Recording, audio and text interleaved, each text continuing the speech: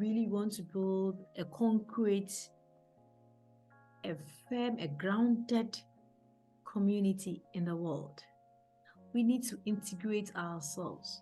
We need to come together in one umbrella and then work together effectively. And then for that, or in that, we would change the world, because one mind cannot change the world. It takes millions of people to change the world. So if the millions of people are going in the same path, I believe that the world could change for us in a wonderful state, or in a wonderful place where people will feel comfortable to accommodate in. So I believe in cohesions, integrating ourselves together, having one vision and one missions, trying to achieve them effectively and impact lives as well.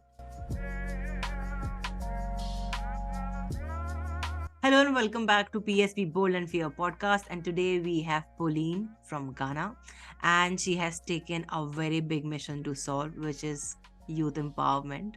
And she has been dabbling into multiple subjects, multiple scenarios, and she's going to share her ups and downs and learnings and what keeps her going to achieve this particular mission in this particular country. So let's welcome Pauline. Pauline, how are you doing today? Thank you so much for this opportunity, Pooja. I'm really fine. I'm fine by God's grace. Thank you so much for coming for the podcast. My question to you is, why youth empowerment? Thank you so much for this great question. Why youth empowerment? Youth empowerment is very essential to discuss in our global world today, because the world belongs to the youth, and we must focus more on the youth more than any other thing. So it is important for us to put our minds or our focus on the youth, so that, because youth are very fragile. Youth are very fragile when it comes to decision making. Youth are very fragile when it comes to even development. Youth are very fragile in all areas, even at home, at school, and any other places in this world. So when there is a need for us to grasp or embrace our youth of today and guide them so that they wouldn't make mistakes in the future. And also, because they are youth, they are prone to, or they are eager to see everything. They want to involve in so many activities, and at the end of the day, it's that those activities would affect their outcomes in the future. So there's a need for us to guide them to a proper pathway, so that in the future, because since the world belongs to them, in the future they would be able to hold or handle the future for us when we are gone, and then or when we are gone, yes, when we are gone in the future. That's a very, very beautiful way of looking at life. Yes, youth is very fragile. Youth has a lot of energy. They are very much driven, but at the same time, they need a lot of guidance and support. So as I mentioned that youth is very, very fragile and they need a lot of support. So what aspect of youth empowerment are you focusing on? Okay, thank you so much, Pooja. Currently I'm focusing on child education, and then as well as how to, and then scholarship opportunities, like creating scholarship opportunities for the youth. It is my focus. And then thirdly, I'm creating, I'm generating a project called One Student, One Laptop. So to enhance their education, because when we involve the youth in the society by giving them the opportunity to further their education. Secondly, by creating, because most of them don't even have money, their parents don't have money to even purchase some of the study books or even the laptop. So when you, like our NGO would like focus some areas, like we go to universities and find the brilliant ones, and then give them those who don't have anything, like those who come from a poor home. Then we provide them with a laptop, because we believe that when the student get a laptop, he or she will do very well in class.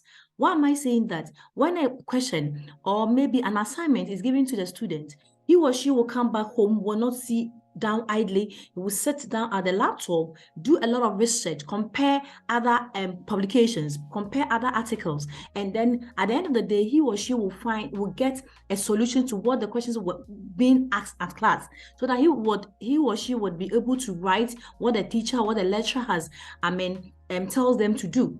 And then the following day, when they go to class, they will have something to say.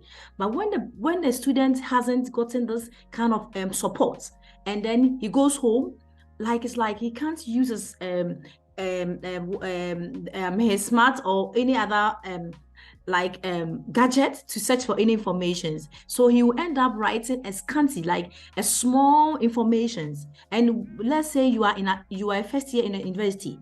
The lecturer expects more from you. You can't just write anything and then go and present it. No, you need to write. What are you writing? What do you, you need to bring a lot of theories together. You bring the theories together and then justify what you have written, so that at the end of the day, the lecturer will oh, this student is very brilliant, because he or she has convinced me that when you add plus this, when you subtract this, that's how at the end of the day it will produce.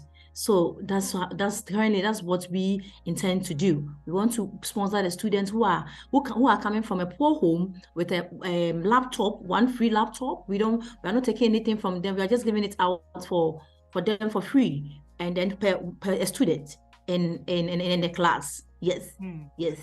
So that's what we want to do. That is one of the strategies that our government is also using in India as well, to educate girls. So, Wow. I want to ask, there is a similarity of the mindset when it comes to African continents and India.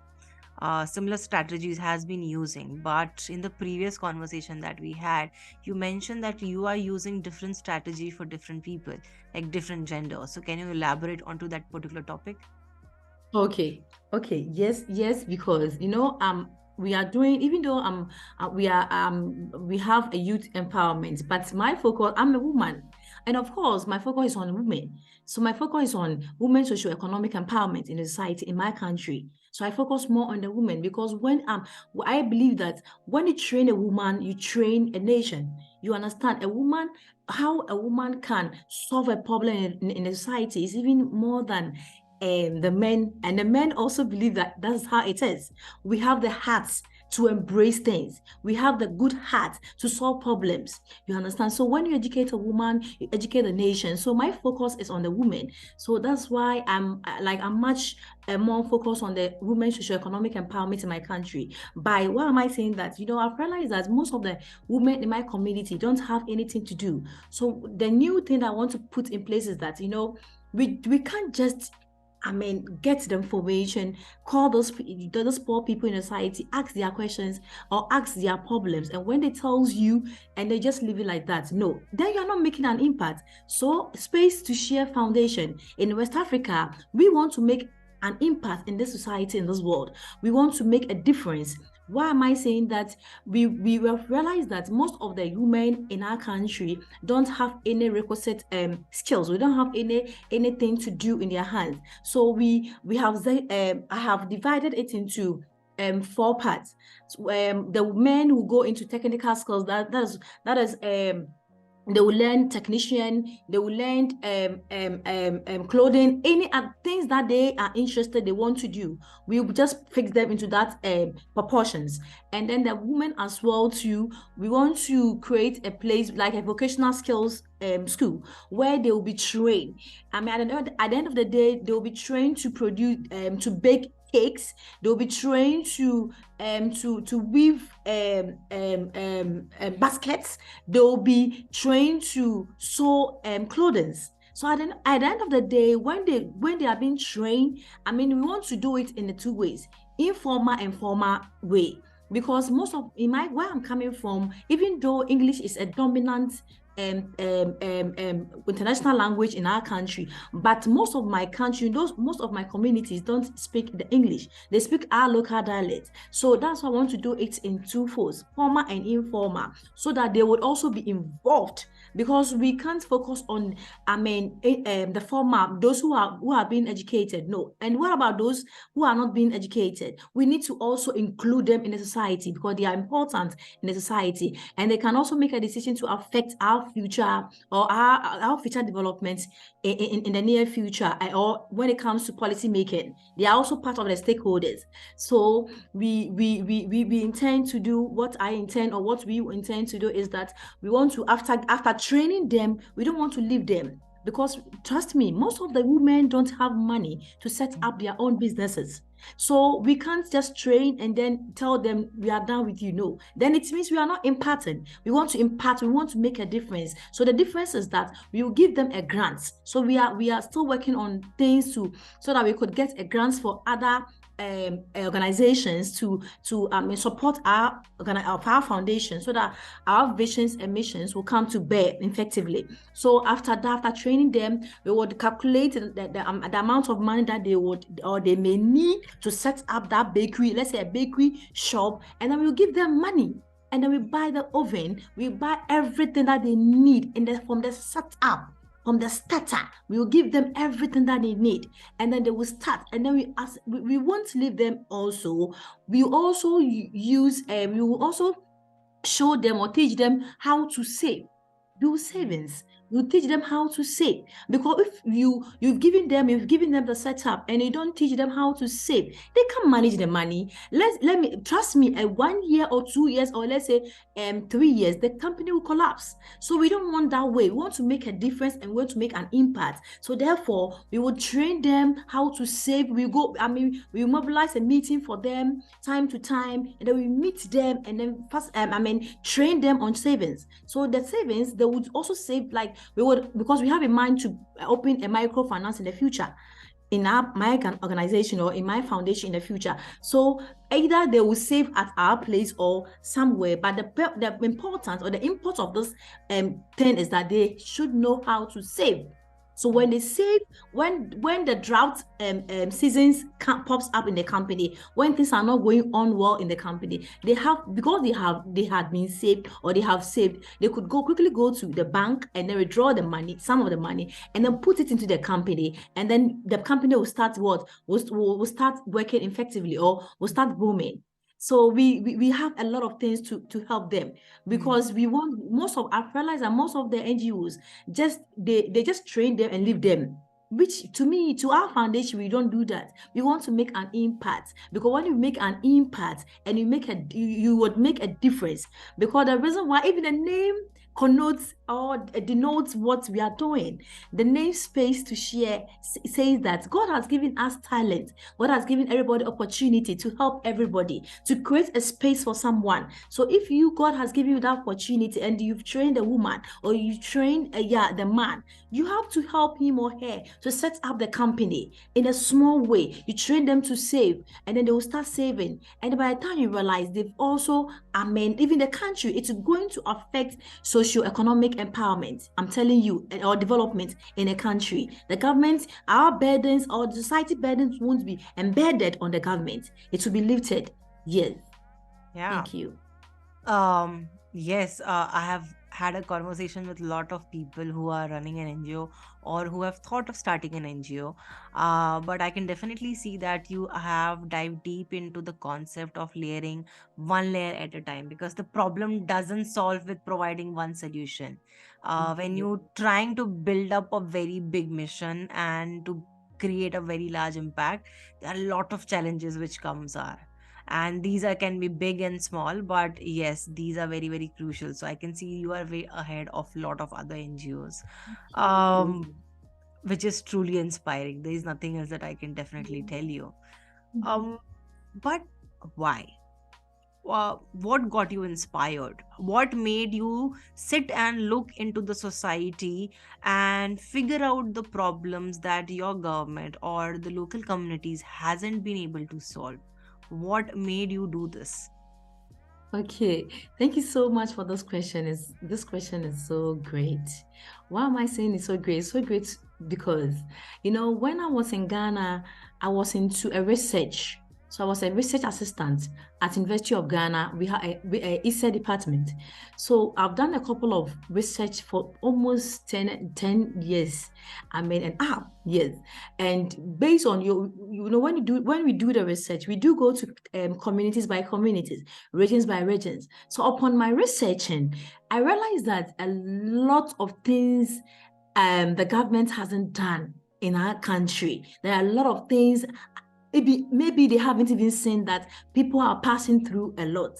So in fact, upon my search or upon my researching, it touched my heart. People do come. Sometimes I use my personal money to give, to dash it out, because I realize this woman is suffering. He comes to me, madam, please, could you please buy me, give me money to buy food? You realize that that person doesn't have money. What will you do? I have to give, because when you help the society, or when you help a person, you help the entire society. You understand? So I give it out from my own pocket. They also come to me, and during my focus group discussion as well, I do a focus group discussion as well. Sometimes, most of the times, I am the supervisor for a project. Sometimes I become a coordinator. Sometimes too, I'm a field worker. So whilst I'm doing that, one of my focus group discussion at Brona Hafo is one of our country, regions in Ghana. So I think 5 men, yes, they were all farmers. So they were saying that, in fact, things are very hard for them. And you could see the kind of dress that, which is very bad. And like, it touches my heart, where they are, even the community that they live, it's so bad. So I realized that, no, let me go extra mile. People are suffering. Even though I'm living at the capital, capital are always comfort zones. Capital are always relaxed. We are all relaxed, but I shouldn't relax. I have to go extra mile to help those people, so that they are light. You also have light in them, so that I can bring that light into bear. And then that people would be a beneficiary to the society. Yes, because let's say if they find job to do, they may pay taxes, so the government will benefit from their taxes. But when they are there doing nothing idle, how would they even contribute to the development of the country? So they are also important in the society. So it touches that's the reason why it touches upon my researching, upon my traveling. Because I love traveling. Upon my traveling, I realized that people are very finding things difficult in their various communities. So that has touched my heart, or it had touched my heart, and I said, no, let me do.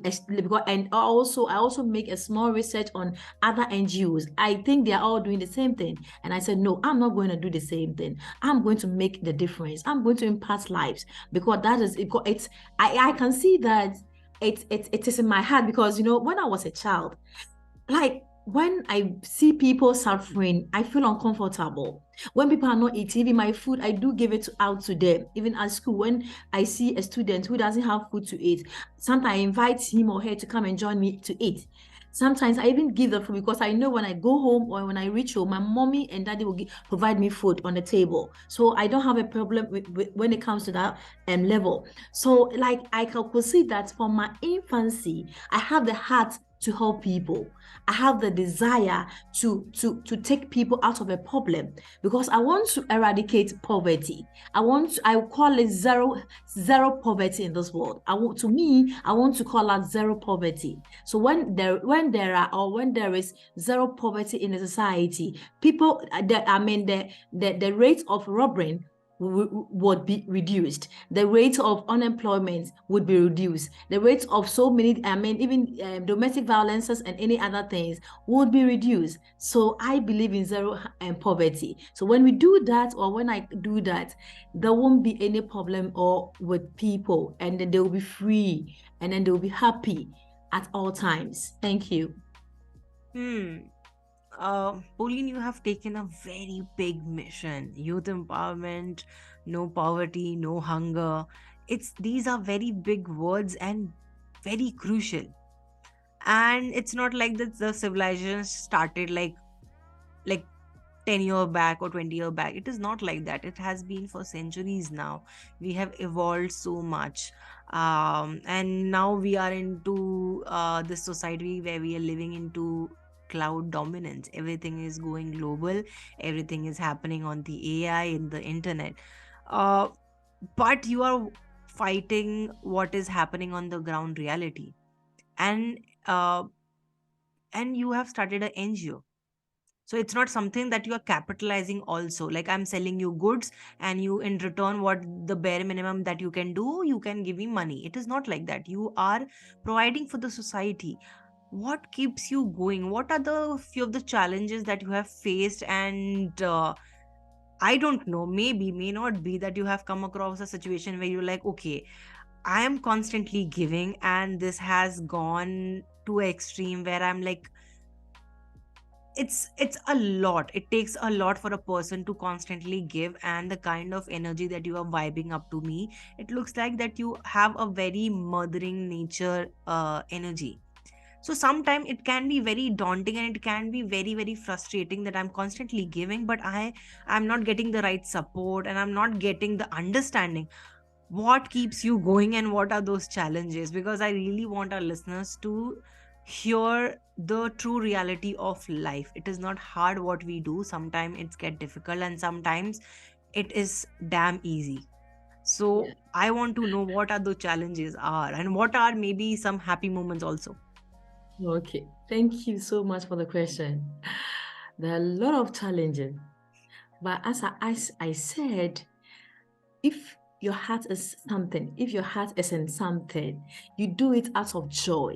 So because my heart is to impact lives, is to support the poor people in the society, I mostly use my money, my own pocket money, to support them, because I haven't gotten grants yet. So I use my own money. I don't wait for anybody to bring any grant. I want to support, because people are suffering. And when will I wait? When will I wait until people brings money before I can solve a problem? No. So the earnings that I've gotten from my work, or the earnings that I've gotten, or my salary, I take some and then support them in as and when the problems pops up. I just solve them. I just support them with my own pocket money. So I'm just praying that God would pave a way, or God will make a way for me to get other grants from other organizations to come and support this vision, so that together we can impact a lot of lives in society. Because with when you allow one person to do it, he or she won't be able to do as much as the society needed, or as much as the people needed from him or her. So when I get a lot of grants from other various organizations, I believe that I can even do more, because I have a lot of minds. I have a mind of setting up a food processing company to even help the youth. Is part of the youth empowerment, to even employ the youth in the company, so that they would work and then we would pay them at the end of the day, so that there won't be robbery in Ghana. The robbery issues will be reduced in West Africa as well, so that those youth won't be a burden on their parents or even the society. So I have that thing. So, but I'm just praying that God would one day open a door for me to meet people on an NGOs whose interests are of mine, so that they would also come in and help me to bring, or to help those people in West Africa, to help my people in West Africa. And then it's also cut across, or it will also go beyond board by helping all African people. Thank you. That I wish the same, that God is hearing our conversation right now, and uh, he or she, whoever the gender is, blesses us with opportunities where we are empowered with some really powerful and supportive hands, that our mission accelerate to a degree which makes us like walk a path of 5 years, let's say, in 1 year. That will be something really amazing. That's the aspiration of all the entrepreneurs and all the founders and social entrepreneurs. So definitely, I do agree on to that point. um so how is life in Ghana, like, genuinely? Because Oh, you are educated woman. You have gone to countries, you have lived in multiple countries, and you have lived life. You choosing to come back to your country is a very big decision. Yes. So, what's life in Ghana? Okay, thank you so much. There are more hopes in Ghana. There are more, yes, Ghana is enjoyable. You know, there's an adage that says that home sweet home. Ghana is a wonderful, yes, Ghana is a wonderful place. You know, when you, I mean, you know, I love fresh vegetables, and because my country, you know, always you get the fresh vegetables, but when you live in outside, you don't get the fresh. It's always, I mean, what they have kept it in a refrigerator or they preserve it, blah blah. But in my country, you get fresh the fresh vegetables, the quality vegetables, where when I eat, I could get all the nutrients that I need, or all the ions, or the things that I need to receive from the vegetables and other foods. So, in fact, home, I want, why my focus is there is because I love my country. I love my country and I want my country to be on top of, I mean, to be on top. I like to come to, because I've realized that, you know, if you don't travel, you don't see things. When you compare where I'm coming from to other third world country, you realize that we are not doing much. We are not doing much at all. So I mean, we are not doing much when it comes to development. We are not doing much. So I believe that when going back, what I've learned, because I did my master's in Hungary. I did economics and management and leadership. So in my economics experience, or my economics capability, or yes, I could use that thing, go back to my country, my NGO operations. I could use that thing to tell people, to tell my government that there's more things that he has to do. There are more things that the country needs to do to impact lives. We can't just leave the country. We can't even celebrate our 60th or our 65th year with this kind of thing. No, that we should do more things to impact the country, to make the country proud in the future. So I love to go back, make a difference, and then tell people that, I mean, we together, one cannot do it. So together, when we assemble ourselves together with good hearts, with fear of the Lord, we could change our country, and we wouldn't even go and live in other country, because home sweet home. Our mommies are there close to us. Our mommy advises us. Our daddies tells us so many stories. You know, you get more empowered by their speech or their languages. So I believe that going back is not a bad thing. And I mean, in the future, I'll go back. So that's my focus, though. Yeah. Yeah. Yeah, home sweet home. There is nothing as home sweet home. There is no happy place than home sweet home. I know. Yes. Definitely. Yeah, thank you for making me smile onto that thought. That is a very, very soul-reaching thought. Home sweet home. So, in your youth empowerment series, you are also focusing on children. So, what is the focus area on the children aspect? Okay, thank you so much. You know, my NGO is more into, like, even though it's West Africa, so most of the West Africa have accessed something from other countries. I realize that parents are not encouraging their children to go to school. They just leave them. Even my country, where some of the community, they don't even, I mean, encourage the children to go to school. The children, that comes to mind. That was 2 days ago. My mother called me. My mother knew, you know, he knows I'm doing that, and then they are all parts of my NGO. And then she called me that, Pauline, do you know what? I said, no, unless you told me. She said, there was this child. There were two. One child, the mother and the father, they are a dumb. Okay. And yes, and then the other child, they are okay, but they don't have money. Both of the children don't have, their parents don't have money. So he was like, the child is dropping out because he doesn't have any, I mean, they are not supporting him. They are not supporting them to go to school. So they are dropping out. They are no more they are not interested to go to school because, one, when they go to school, their parents don't give them money to go to school, to buy food after break. So they find it very difficult when they find their friends eating. You understand? So,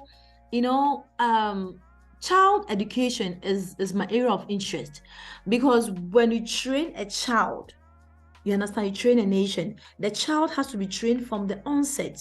So when you train a child from the onset, the child would end up they'll end up like helping the society as well, as I earlier said. So my focus, and then I did a project on at Morocco. I realized that most of Morocco's children do not send their children to school at all. A lot, after let's say about 80% or 85% of children in Morocco don't go to school. They don't go Why? to school because I did a project with a Moroccan who is also currently she's still in Hungary. So she said, or I read an article and it was being said that their parents don't encourage, they don't care whether their children goes to school. They don't even care. They don't even encourage the children to go to school. So the children are always at home. They are always at home. And then when they get to a certain age, then they give it out for marriage. So it is disturbing her. So I and her came together. She comes from Morocco. She's a Moroccan, so she comes from Morocco. We came together and then we did a project and then we did a presentation at school. So that's how come I got to know those informations. So because she's so worried, and I was, when I read the article and I did after the project, I was also worried that why are they not sending their children to school? So we need to do something. We need to educate the parents, tell them that the education is so important, because if education, if the government has to put more emphasis on education. Why am I saying that? Because if there's a danger, let's say a child hasn't gone to school and you've written danger, he or she can't read. How would he or she knows that there's a danger?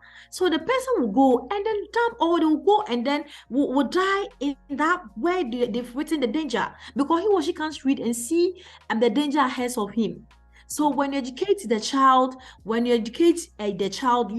he or she understand the society. She understands how, she also bring out his views to develop the country as well. So when we educate the child from the infancy, it helps a lot. Yes, when he grows up, he won't become a robbery. When he grows up, it won't become a burden to the society or to the government or to the economy, or to the when it comes to the economy. He won't be a burden to the economy. It won't be a burden to the parents. It won't be a burden to anybody in the society. So like he would find something to do, he will find some work to do. But when we leave the child, and when we even die, those who call ourselves elite, those who call ourselves educated people, when we don't train this child and we die, who is going to handle the country for us? Who is going to rule the country for us? Are we going to leave the country to the hands of uneducated people? Then where are we heading towards? Then what will be the beneficiary, or what will be the benefit of our toiling, or what we have done, or the project that we have put in place?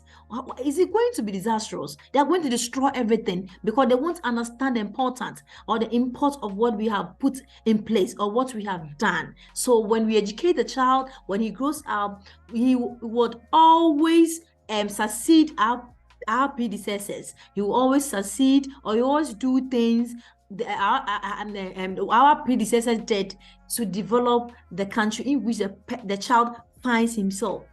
Yeah. Thank you. Yeah, like I said, mentioned earlier, you have gone to the depths of it. A quick Thank you. question: what is the household chore that people do in Ghana to earn money? Oh, okay. It's about cleaning. People Cleaning. do clean. Yes, cleaning to earn Yeah. money. People do a maid servant. There's something called maid servant. Maid servant is like you leave your house, go and live in maybe a rich home, like a rich family. A rich family need a maid, so you cook for the family, you wash for the rich family, and then at the end of the day, they will pay you at the end of the month. So yes, Yeah. basically, and then not all, but because my country, when it comes to education, education is about 95%. 90%. A lot of people in Ghana are we are, because when it comes to health, we are there. When it comes to education, when it comes to economics, we are there. When it comes to all the fields, we are there. We are very good. And but when those media jobs, that's what I've mentioned. The media jobs are there: the cleaning, the washing, the ironing, and then as people to also go to communities to take garbages. They take garbages and then they'll send it to and dump sites, and then they take money at the end of the month from those communities, those people living in that communities. Yes. I see that even if the people are educated over there, majority of the population is doing a very low paying job. And yeah. Yes, let me come in. Even though Ghana about 95% are educated, because we love school, we love to educate ourselves, we love going to school, we love education. So that's why when it comes to Ghana, we don't take time. I mean, it seems like everybody knows his or her, I mean, way. Like he knows what he's doing, he or she is doing. So like, but the problem here is that you finish in school, you are being employed, but the money is too small. The salary is so scanty. The salary is so small to the extent that you can't even use the money to cater for your children. Those who have wives and children, the money is not enough. The money is not sufficient to cater for them, for their family. You understand? And those who haven't married to, at the end of the day, it's not sufficient, because you can't even use some to even save. So we educate ourselves, we are being employed, but the money is too small. So you end up like you are going to work, but you are going to work out of grievances. You are grieving in your life, you are grieving in yourself, and then as well as going to work, you sit at the office, your mind is not there, because at the end of the day, the salary itself is not enough to do it, I mean, to buy a petrol in your vehicle. You have to drive to work. But some of the jobs, like a small jobs, institutions, they pay very much in Ghana. Yes, they pay, but the competition is very high, so it's not easy getting it. Yes. So So what I kind think of education are they getting? It is like a high school education or like a degree education? What is it? tertiary. Okay. That is university. Tertiary Okay. is a And lot. after that also they are doing maid jobs and hard labor. No, no, please. The tertiary people are doing higher jobs, whilst those secondary and then the JSS, let's say secondary, the secondary leaver or the secondary, those who have completed from secondary school, they do the cleaning, the housing. But those tertiary, they do a good job. They are being maintained to various departments to work. Okay. Yeah. So but the So they percentage have is very less. The degree with higher paid jobs are less, and the secondary one are way more higher in your country. yes, please. Yeah. The tertiary are higher than the secondary. The secondary is low. Their money is very small, Yeah. very very low. Yes. Yeah. Yeah. I see the pain point. I see the pain point. See one point very clearly that you have a very big heart. And a lot of people do have that, but you also have the courage to pursue the dreams even after going through a lot of challenges, you facing those challenges, and sometimes you know the challenges and people give up. You're not giving up. That's a very big salute from me. And you have a very big global mission, and and definitely it's not easy for anyone. Thank you so much for doing that, and thank you for taking accountability of what you can do. People forget that after having a lot of money, after having lot of resources, they are like, oh, I don't need to bother. But you are doing it, and you are going and peeling layer by layer for young men, for young women, and even for children. You could have stopped by taking one gender and saying, okay, this is more than enough for me, but you didn't do that. So thank you so much for doing that. Even Just I send the young ones to school for free. I pay their school fees for them in my community. The wow. children. Yeah, I send them to school. I buy backpack for them to go to school. I don't want them to live in the community going up and down. No. So I buy backpack. So when I go there, everybody wants to come at home. Oh my God. I honestly, I want to meet you someday. Like genuinely, I want to meet you. I want to see you and have your presence felt apart We from have, this 2D we have to screen. meet. Yes, Yeah. we would Yeah. one day meet. Yes. Yeah. I will Yes. I I will I will enjoy that conversation. I'm Yes. looking up for that. Yeah. Um Now I'm going for an holiday to at Holland. So I'll be moving from here to Holland. and you So will be working from there on your I think organization so. Yes, I'll work from remotely. yes. So Yes. apart from running the foundation, what do you do? Okay. After school, right now I'm working with an NGOs, two NGOs here. One is Magandhi Human Rights organization, and then the second one is Impact Hub. So currently, one deals with human rights, one deals with social inclusion, that's youth empowerment, women social economic empowerment, migration. We want to those impact like the other company organization, which is the Impact Hub. What we are doing is that a lot of people have migrated from their country to here, especially the women. The focus is on the women. So they come, they don't find job to do. So the company is there to help them find job. The company train them with the language, that is Hungarian language for free. So we want to create a beautiful world for migrant women in Hungary, so that they will feel happy at home, and then they will work without thinking so much. So Hmm. we create opportunity for them, for the migrant women. I mean, when it comes to sporting, when it comes to even giving them small grant to set up something. I mean, that's what we do. Wow. You are inspiring me with this conversation. I know there Mhm. is a lot to discuss, and we are going to definitely do that. But for now, I think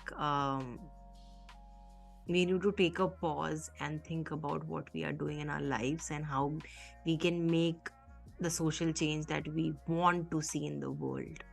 Um, Thank you so much, Pauline, for sharing your story with us and for the rest of the world to hear and bringing a spotlight to a country which needs a lot of help. And uh, and thank you mostly for not choosing to sit aside and saying, oh, this needs to happen. Government should do this, government should do that. Instead, you took up a charge. Thank you so much. And you are doing it so gracefully with your very big motherly energy. Thank you so much. Is there any last thought that you would like to share with us? Okay, thank you so much, Foja. My last point is that I believe in cohesions in a society. If we really want to build a concrete, a firm, a grounded community in the world, we need to integrate ourselves. We need to come together in one umbrella, and then work together effectively. And then for that, or in that, we would change the world, because one mind cannot change the world. It takes millions of people to change the world. So if the millions of people are going in the same path, I believe that the world could change for us in a wonderful state, or in a wonderful place where people will feel comfortable to accommodate in. So I believe in cohesions, integrating ourselves together, having one vision and one missions, trying to achieve them effectively, and impact lives as well. In either in any other way, either in a community or wherever you find yourself, when people are suffering, try to solve. If you can, in a little time that you have, just try to solve the problem. And you don't know, with that you may save one soul for Christ, and in that you may save one soul for the society, and in that you may save one soul for an employee or for an employer who needed someone to be employed. And even in that, you maybe save that person to save money. That same person that he's suffering some years back, he would be employed, he will save money, and then he will pay taxes. And we could use the taxes for social development in a country. So we need to do that. We need to focus much on that. Thank you. Yeah.